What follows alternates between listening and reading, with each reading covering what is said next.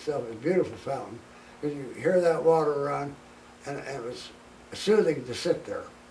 Because people used to go up there and sit on those rocks around the thing, and then of course drinking that water, of course the water run all the time in the summer, and it was cold. It was delicious. Of course we used to have the second most pure water here in Blue Rapids in the state. Abilene had the most pure. Blue Rapids had the second. And that was before it all got polluted. So. Yeah. But then we had a hedge that went clear around the circle. And then they took it out. I think they should have left it and kept it up, but they didn't like trimming it. So they had a petition around, and I voted against it, but they took it out anyway. Yeah.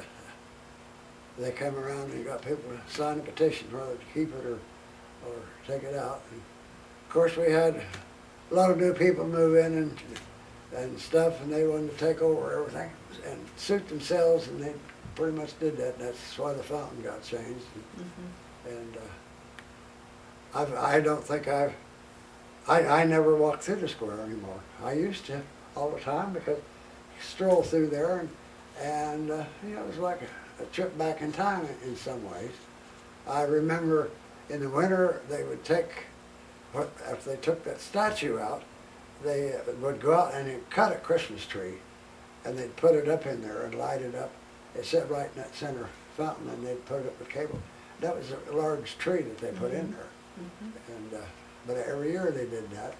Then did you have activities at Christmas time or in the square? They did, yeah. Or parade? Did they have any parades or? I don't remember parades much when I was a kid.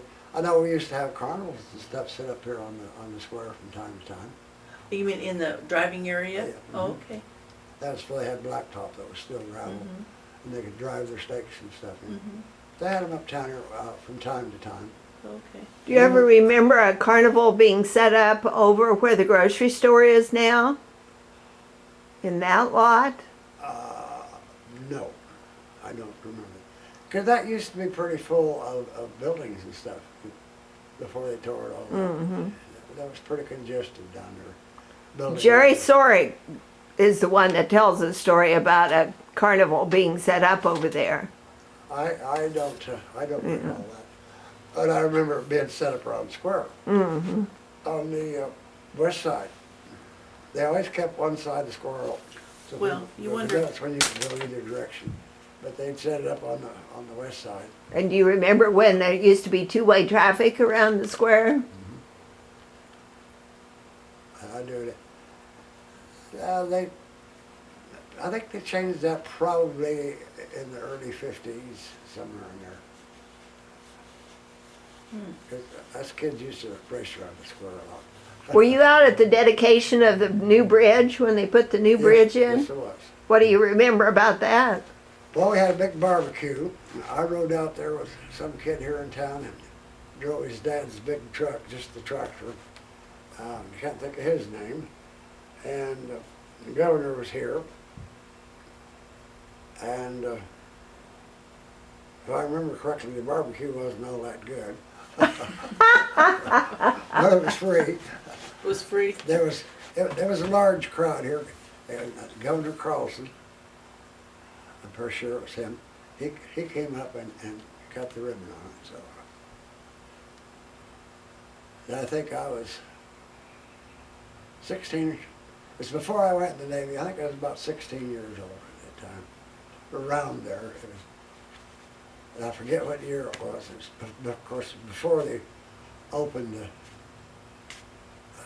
closed the dam up and started backing the lake up.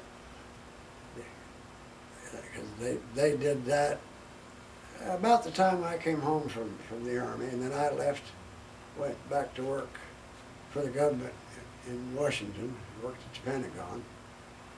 And that'll be another day's worth of stories. Yeah.